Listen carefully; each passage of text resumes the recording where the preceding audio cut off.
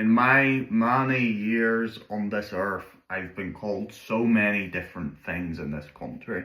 I've been called a socialist, a communist, a fascist, a Nazi, a Catholic, a Protestant, an American, a Brit.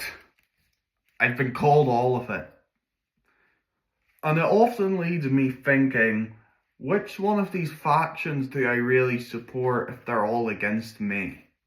And that goes for everyone watching this as well. Why would you join a faction that if you were on the other end, they would be attacking you and they would be ripping you apart, and yet you're getting in the bath with them, you're having fun, you're in the boat with your friends, and I don't think that's a good idea in any respect. And so whenever I think of the big issues that are coming through this country, that are coming more broadly through the world in general, why on earth would I think about it on two different fucking axes that have been put down on us by the unconscious overlords? That you're either to the left of this fucking asshole, you're to the right of this window. And it's just an arbitrary position that doesn't matter in the fucking slightest. Because everyone in this government is working hand in hand. They are all working together.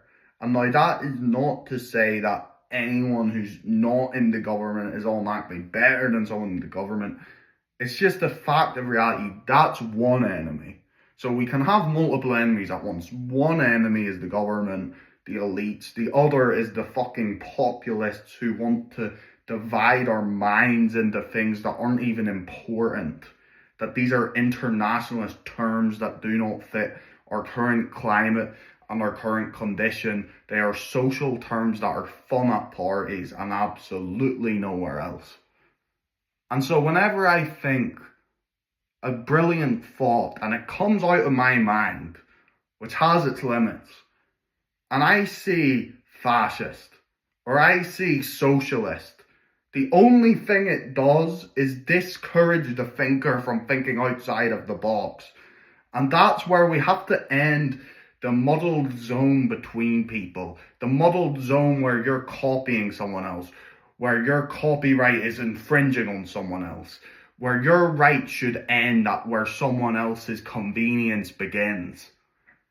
And all of these issues go back to the same core fundamental issue that we're fighting against the demonic unconscious forces. We're not fighting against some faction that's just in your head. We're not fighting against any particular political force. We're fighting against all of the ones we don't want. And so if you look at the nationalist scenario, it's really one that envisages a unique national and cultural, slightly ethnic experience within a country, which is not hinging on whether you subscribe to apples or oranges. And look, I think we need to end the party system as one of our very first goals.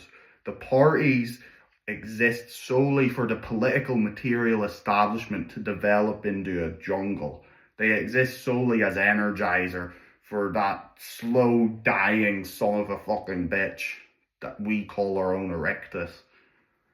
And I think it will be easy in this country because the parties of this country are not left or right. They're not new and old. The parties of this country are literally hinged on a treaty from 100 years ago. A treaty that doesn't even apply to us anymore.